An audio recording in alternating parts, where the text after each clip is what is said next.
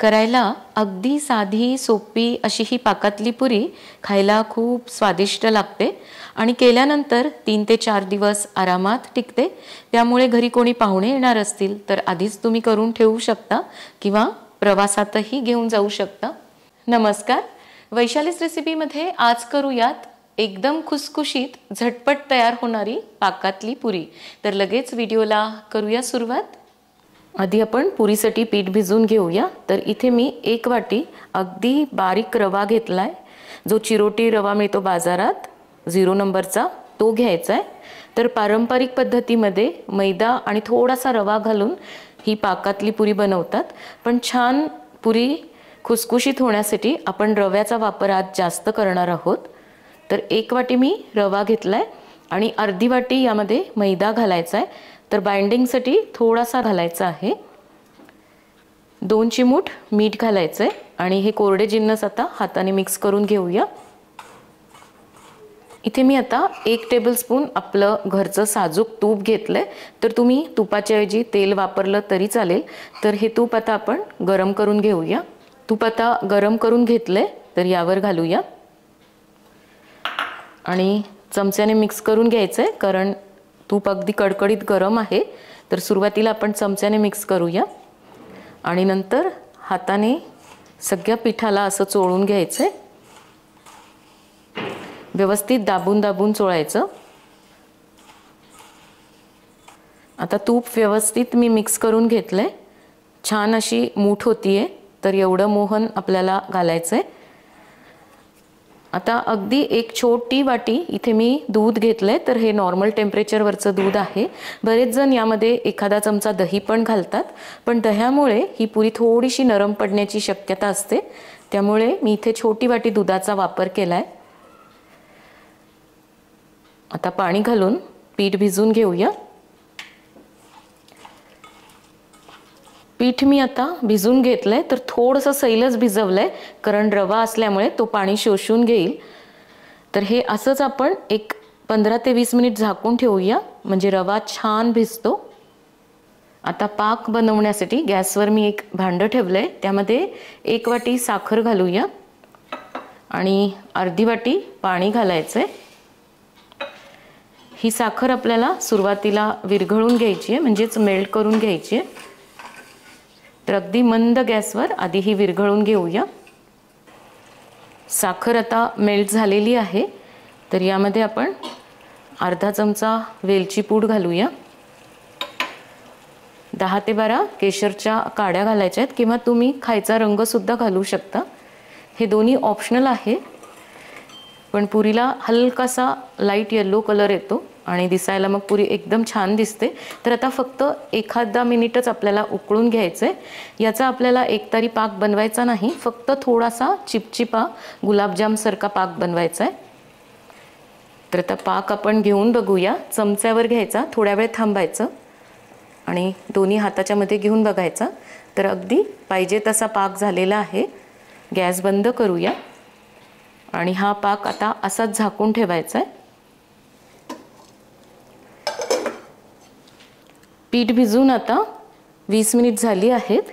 तर छान असं पीठ भिजलंय, एकदम गोळा नरम झालाय। परत एकदा थोडंसं याला मळून घेऊया। तर एकदम मस्त असं पीठ तयार झालंय, फार सैलही नाही।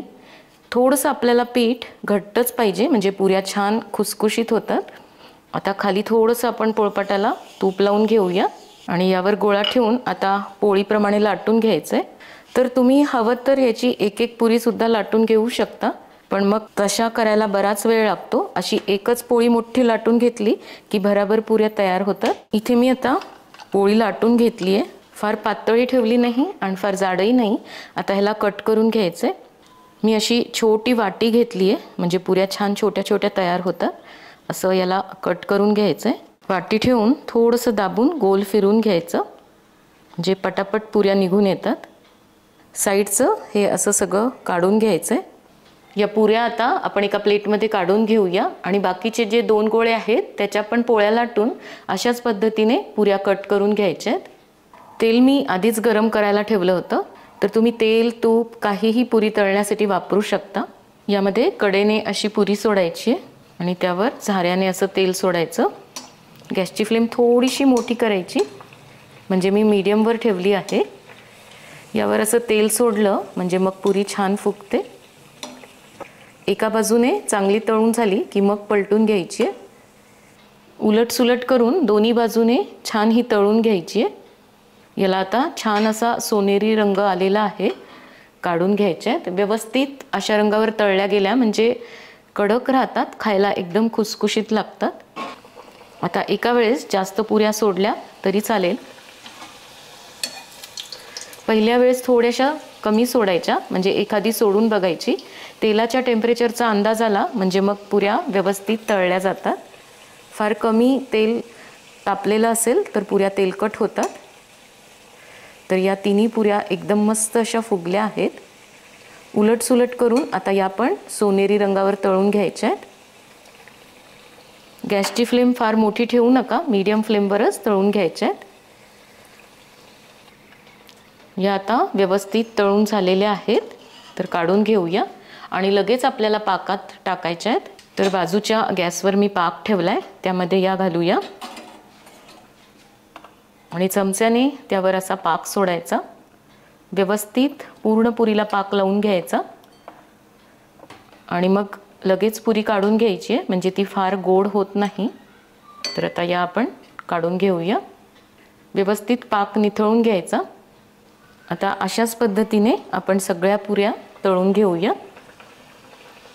अगदी भराभर या तळल्या जातात।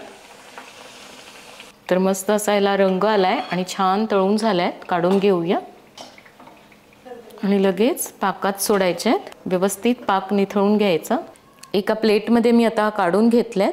तुम्हाला जर कमी गोड हव्या असतील तर अशा पाकामध्ये घातल्यानंतर उभ्या करून ठेवायच्या प्लेटमध्ये, म्हणजे मग त्याचा पाक एक्स्ट्रा निघून येतो।